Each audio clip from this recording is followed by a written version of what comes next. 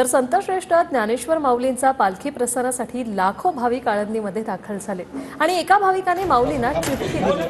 माऊलींच्या याच दानपेटीत एका शेतकऱ्याने त्याचं साकडं चिठ्ठीच्या स्वरूपात मांडलंय।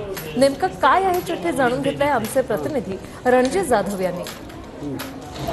संत ज्ञानेश्वर माऊलींच्या पालखी प्रस्थानाला अवघा काही वेळ उरला असताना या ठिकाणी आता संत ज्ञानेश्वर माऊलींच्या चरणी जे दान जे आहे ते पडत असतं त्या ठिकाणीचे आता मोज माप जे आहे त्याचं सुरू असलेलं आपल्याला एकूणच पाहायला मिळत आहे। सोकाम संस्थेकडून हे जे मोजमाप आहे ते या ठिकाणी होत असतं। यामध्ये आपण पाहिलं तर विविध प्रकारची नाणी असतील किंवा विविध प्रकारचे देशी विदेशी डॉलर्स असतील ते देखील या ठिकाणी आल्याचं चित्र जे आहे ते आपल्याला एकूणच पाहायला मिळतं। त्यातच आपण पाहिलं तर याच दानपेटीमध्ये अनेक चिठ्ठ्या देखील सापडत आहेत। या चिठ्ठ्यांमध्ये आपण पाहिलं तर वेगवेगळ्या प्रकारचे माऊलींकडे जे आहे ते दान मागण्याचं काम या ठिकाणी होत असतं। आपण त्या चिठ्ठी जी आहे ती पाहू काय नक्की या चिठ्ठीत आलेलं आहे आणि अशा काय प्रकारच्या चिठ्ठ्या आहेत, काय लिहिलेलं आहे।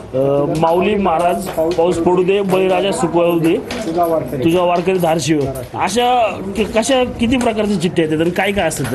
अशा विविध प्रकारच्या चिठ्ठ्या असतात। त्यामध्ये काही काही लग्नाच्या पत्रिका असतात, पावसासंदर्भी असतात, बाकीचे देशावरती संकट दूर व्हावं अशा प्रकारच्या चिठ्ठ्या असतात। अच्छा, रणजित जाधव, टी व्ही मराठी, आळंदी, पुणे।